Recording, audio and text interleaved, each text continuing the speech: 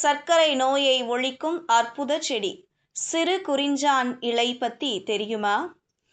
வணக்கம் செய்தி புனல் நேயர்களே. சர்க்கரையை விரட்டும் தாவரமான சிறு குறிஞ்சான் பற்றியும் அதன் நன்மைகள் குறித்தும் இங்கு காணலாம். நீங்கள் சாப்பிட்ட பின்னர் இனிப்பான உணவை தேடுபவரா? உங்களால் இனிப்பு சுவை உள்ள உணவை சாப்பிடாமல் இருக்க முடியாதா? இது மாதிரி நிறைய பேருக்கு எண்ணங்கள் வருகின்றன. இது இயல்புதான். ஆனால் அதிக அளவில் இனிப்பு உணவுகளை எடுத்துக்கொள்வது உடல் நலத்திற்கு நல்லதல்ல.